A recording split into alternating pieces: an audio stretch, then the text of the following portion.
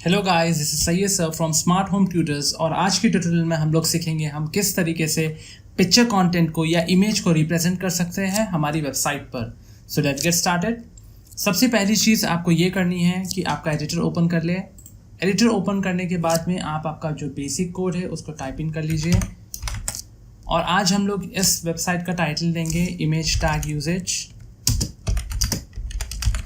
ठीक है, इसे सेव कर लीजिए।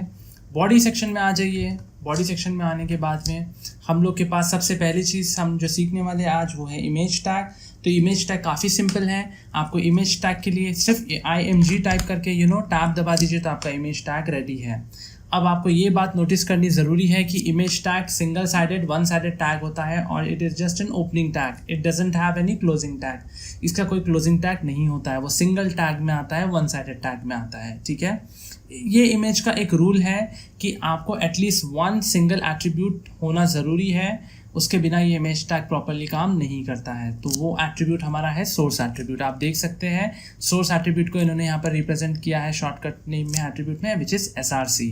ठीक है, तो अब ये सोर्स होता क्या है, ये करता क्या है, हम लोग देखते हैं। चलिए, सोर्स के भी कुछ रूल्स हैं, वो भी हम डिस्कस करेंगे later at the end of the video. मगर अभी हम लोग थोड़ा सा पहले देख लेते हैं कि हमारा इमेज टैग काम करता कैसे है। तो ये जो सोर्स एट्रीब्यूट है ये बेसिकली आपके इमेज का डेस्टिनेशन है, आपके मतलब इमेज का सोर्स है, कहाँ से इमेज आ रही है, लाइक वो कहाँ पर सेव्ड है, और वो इमेज का या वो पिक्चर का नेम क्या है फाइल का। तो ये दोनों चीज़ ये सोर्स में इंक्लूड होती है। ठीक है, फॉर एग्जाम्पल अभी आप देख सकते हैं मेरे डेस्कटॉप के ऊपर एक पिक्चर है, okay, pic.jpg। Okay, it's a picture of a dog. तो अब ये पिक्चर को मैं यहाँ पर सोर्स दे रहा हूँ विच इज़ pic.jpg। ओके, तो मैंने यहाँ पर उसको नेम दे दिया मेरे पिक्चर का।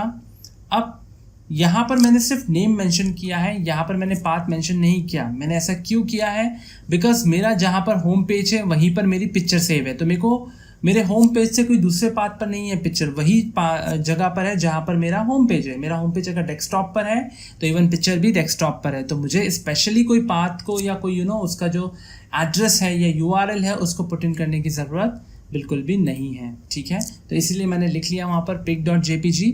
उसके बाद में हम इसे सेव कर लेते हैं। जल्दी से सेव करने के बाद हम ब्राउज़र खोलेंगे जल्दी से वेब पेज और चेक कर लेते हैं कि हमारी इमेज विजिबल है या नहीं है। तो आप देख सकते हैं आपके पास में इमेज अब वेबसाइट पर विजिबल हो चुकी है। ये था हमारे पास में सोर्स एट्रीब्यूट का यूजेज। हमारे पास इमेज टैग के साथ कई डिफरेंट एट्रीब्यूट्स आते हैं। जैसे कि एक सोर्स है हमारा पहला एट्रीब्यूट है। If you go for another attribute वो है ऑल्ट एट्रीब्यूट। ये एट्रीब्यूट काफ़ी इंपॉर्टेंट है। ऑल्ट का मीनिंग होता है ऑल्टरनेटिव, नाम से ही उसका मीनिंग डिफाइन होता है। ऑल्टरनेटिव मतलब क्या होता है, ऑल्टरनेटिव मीन्स कि अगर आपकी पिक्चर का जो पाथ है या फिर पिक्चर का नेम है अगर वो चेंज हो जाए, फॉर एन एग्जाम्पल हम देखते हैं अगर इसका नाम चेंज हो जाए या इसका एड्रेस चेंज हो जाए या इसका लोकेशन चेंज हो जाए तो आपकी पिक्चर वेबसाइट पे विजिबल नहीं हो पाएगी। ठीक है, तो देखिए आप देख सकते हैं अभी हमारे पास में पिक के साथ हम 1 टाइप कर देते हैं। अब ये वाली पिक्चर तो हमारे पास अवेलेबल नहीं है, हमारे पास तो pic.1 अवेलेबल है, राइट। ये pic.jpg अवेलेबल है, pic1 तो यहाँ है ही नहीं। तो ये नाम हमारा बदल गया है, हमने जो फाइल नेम पुट इन किया। अब हम ब्राउज़र में जब चेक करेंगे तो आप रिफ्रेश कीजिए, देखिए आपको कोई पिक्चर नज़र नहीं आएगी। क्यों? क्योंकि हमारा फाइल नेम इनकरेक्ट है। तो अब हमारा ऑल टेक्स्ट का काम क्या होता है, अगर आपकी पिक्चर विजिबल ना हो सके तो वो उस पिक्चर का आइडेंटिटी या पर्पस बताता है कि आपने वो पिक्चर कौन सी है या क्या वजह से वो पिक्चर को अपलोड किया है, या आप वो पिक्चर को रिप्रेजेंट, वो कौन सी चीज़ है जो वो पिक्चर क्या रिप्रेजेंट कर रही है, आपको उसका रिप्रेजेंटेशन वहाँ पर डिफाइन करना ज़रूरी है। फॉर एग्जांपल हमारे पास में हमारी पिक्चर क्या है, it's a picture of a dog, right. हमारी जो पिक है वो रिप्रेजेंट करता है picture of a dog. Okay, अब आप इसे सेव कर लीजिए। अब आप देख सकते हैं ब्राउज़र में जाके रिफ्रेश कीजिए तो यहाँ पर लिख कर आएगा पिक्चर ऑफ अ डॉग।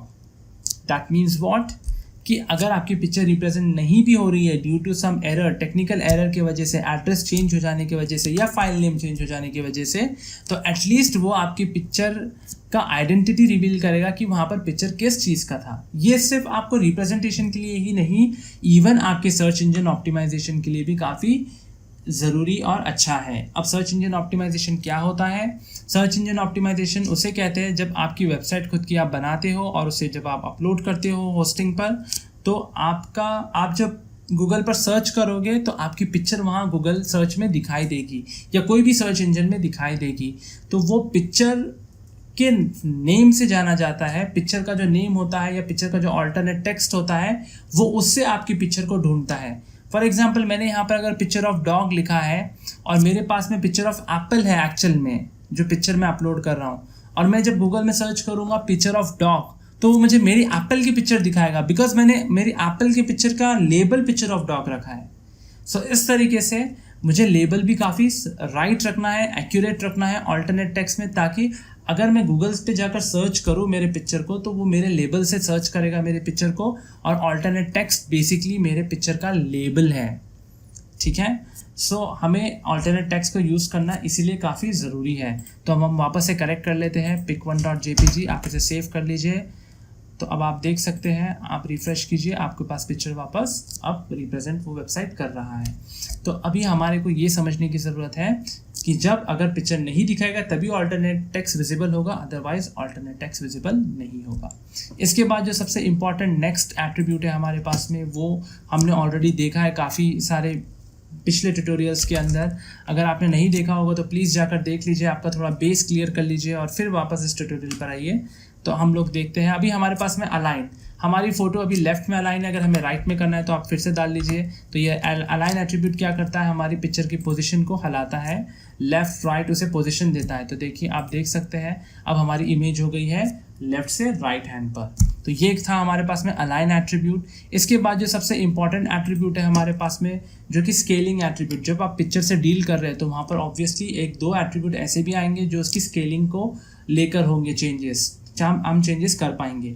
अभी इसमें काफ़ी सारे आप लोग ये सोचेंगे कि सर आप CSS क्यों नहीं यूज़ कर रहे हैं, आप स्टाइल क्यों नहीं यूज़ कर रहे हैं। सो गाइज, ये HTML की वीडियो है, हम लोग प्योरली HTML समझने के लिए इसे प्रैक्टिस आउट कर रहे हैं। जब हम CSS की ट्यूटोरियल्स बनाएंगे और CSS की ट्यूटोरियल्स अपलोड करेंगे तब आप उसको रेफ़र कर सकते हो, हम किस तरीके से और ज़्यादा उसको स्टाइलिश बना सकते हैं, और ज़्यादा ईजी ऑप्शंस आपके पास अवेलेबल होते हैं स्केलिंग के लिए आपके पिक्चर को लेकर। तो अब जल्दी से हम लोग देख लेते हैं। यहाँ पर हमारे पास में जो नेक्स्ट एट्रीब्यूट है वो विड्थ है। फॉर एग्जांपल आपकी जो इमेज है, इमेज की विड्थ मतलब ब्रॉडनेस हमें अगर कम करनी हो, फॉर एग्जांपल हम लोग ले लेते हैं इमेज की विड्थ 200 पिक्सल्स। गाइस याद रखना, पिक्सल को मेंशन करना मत भूलना। तो अब आप ब्राउज़र में जाइए, अब रिफ़्रेश कीजिए, अब देखिए आपकी इमेज की विड्थ हो गई है 200। ठीक है, ये आपकी इमेज की विड्थ है। अभी तक हमने हाइट मेंशन नहीं किया इसलिए उसने हाइट को डिफ़ॉल्ट रखा है, अब हम हाइट भी मेंशन कर देते हैं। तो हाइट मेंशन करने पे इवन हाइट में भी हमारे चेंज हो जाएगा। हाइट इज़ अनदर एट्रीब्यूट, ये एक और एक एट्रीब्यूट है आपकी इमेज स्केलिंग के लिए। तो हम ले लेते हैं for example height is also 200 pixels. तो अब आप समझ सकते हैं हमारे पास में 200 अगर विड्थ और 200 हाइट होगी तो वो स्क्वायर फॉर्म में बनेगी।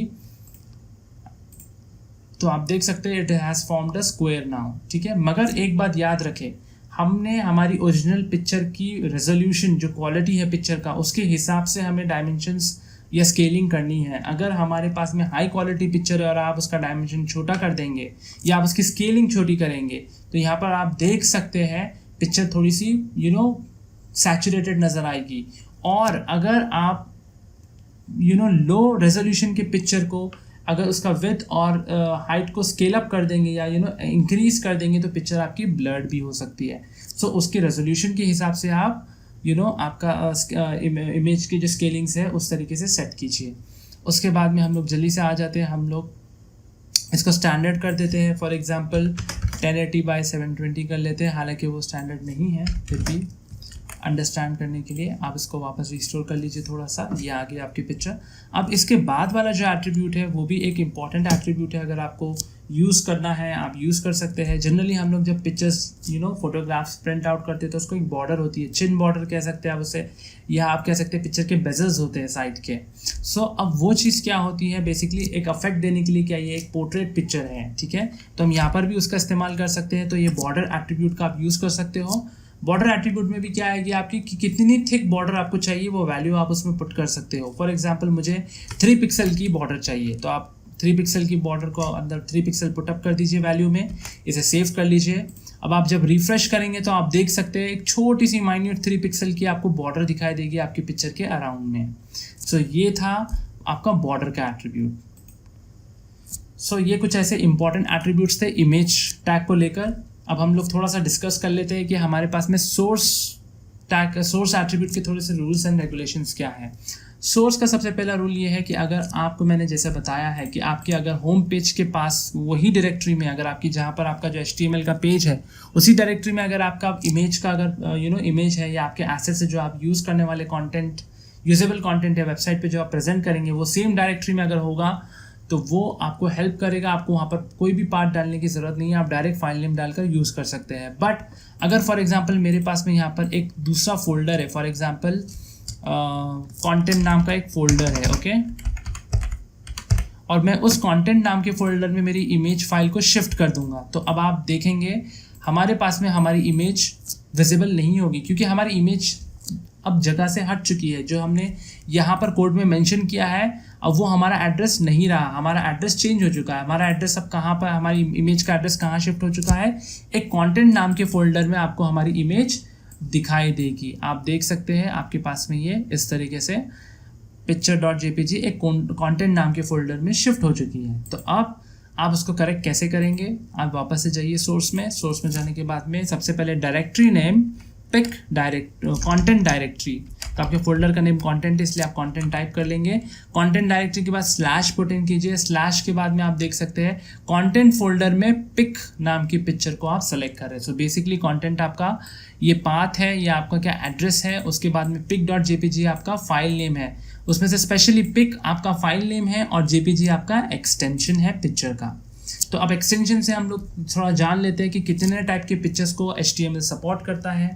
सबसे पहली चीज़ वो माइक्रोसॉफ्ट के आइकॉन्स को सपोर्ट करता है, वो JPG को सपोर्ट करता है जैसा हम कर रहे हैं, वो PNG को सपोर्ट करता है, वो बिटमैप को सपोर्ट करता है, गिफ को सपोर्ट करता है। इस तरीके से कई अलग अलग फॉर्मेट्स को वो हमारा HTML5 सपोर्ट करता है। तो आपको बिल्कुल टेंशन लेने की ज़रूरत नहीं है, आप कोई भी फॉर्मेट यूज़ कर सकते हैं अकॉर्डिंग टू योर कन्वीनियंस। और इवन आप उसमें काफ़ी कस्टमाइजेशन कर सकते हैं CSS के थ्रू। हम लोग ने CSS इसलिए यूज़ नहीं किया है, स्टाइल शीट इसीलिए यूज़ नहीं किया क्योंकि हमारा पर्पस था HTML का पहले स्ट्रक्चर समझना। सो गाइस हम लोग आने वाले वीडियोस में काफ़ी ऐसे न्यू ट्यूटोरियल्स लाने वाले, आप किस तरीके से मल्टी पेज वेबसाइट्स बना सकते हो, लिंक का यूजेज कैसे करोगे, लॉगिन फॉर्म कैसे डिज़ाइन करोगे, बटन्स कैसे यूज़ करने हैं and all and everything. So please like this video, share this video, comment on this video and stay tuned for the latest updates by Smart Home Tutors. So guys, take care.